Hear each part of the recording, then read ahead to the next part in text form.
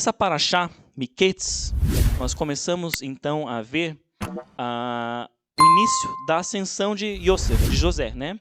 Até então ele vinha sofrendo, né, vários percalços na sua vida, começando lá com os irmãos, né, que o venderam como escravo, né, passou por situações como escravo na casa de Potifar, enfim. E aqui começa a descrição então da ascensão de Yosef, de José, né? Após então tantas lutas, tantas batalhas que ele enfrentou. E o Rabino Shulam escreveu neste ano um comentário sobre essa paraxá, chamado O Fraco Destrói ou O Fraco Subverte o Forte. E ele comentou que ele não consegue não se emocionar lendo o texto dessa paraxá e todas as paraxot que envolvem a história de José, de Yosef, que ele sempre se emociona. E por quê? Porque é uma história de um personagem que foi rejeitado pela sua própria família, né? Pelo seu próprio sangue. E que mesmo assim ele se manteve, vamos dizer assim, confiante na promessa que o Eterno tinha dado a ele, né? Apesar de tudo que ele passou, apesar do fundo do poço, nós vamos falar sobre isso no estudo mais adiante, né? Do fundo do poço, ele se manteve fiel e crendo no que o Eterno havia prometido, né, para ele.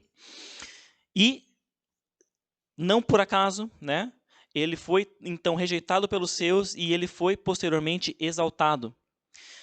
E não foi exaltado para a sua própria glória. Ele foi exaltado para quê? Foi exaltado para ser um instrumento, né, para a salvação da sua família, não é? Afinal, não fosse por ele e por essa situação, o que teria sido de Jacó e seus filhos, né? Naquela situação de fome na terra, não é? O que teria sido se José não tivesse chegado a vice-rei do Egito?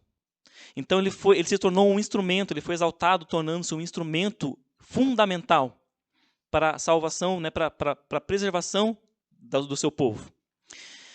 Assim também foi com Davi, né, que também era desprezado pelos seus irmãos, pela sua família, até pelo seu próprio pai, né? E também Davi foi posteriormente exaltado não para a sua própria glória, mas para ser um instrumento do Eterno para o seu povo Israel, né? E não por acaso esses dois personagens especificamente que foram rejeitados pelos seus, eles estão intimamente ligados a quem? A Yeshua. Eles estão intimamente associados a Yeshua, que também foi rejeitado pelos seus. Olha só que interessante, né? São dois personagens que estão muito associados, a gente lê sobre eles, fala sobre eles, a gente já associa com Yeshua, e não é por acaso, porque são duas pessoas que passaram, de certa forma, pelo que Yeshua viria a passar, de uma maneira mais intensa, claro, depois, não é? Então, eu recomendo que vocês leiam, depois procurem esse pequeno comentário, é um artigozinho do Rabino Shulam sobre a paraxá de hoje, é muito interessante, tem coisas ainda muito mais preciosas do que isso, está em inglês, mas quem não sabe inglês pode jogar no Google lá, traduz, não fica perfeito, mas dá para entender o contexto, tá? E ele fala justamente sobre isso. Então, o fraco subverte o forte, né? Aquele que é mais desprezado, que é mais rejeitado diante dos homens, é aquele que o Eterno vai usar. Então, se você se sente rejeitado, às vezes até pela sua própria família. O Rabino Shulam foi rejeitado pela sua própria família quando ele passou a crer em Yeshua, e ele comenta isso no artigo, né?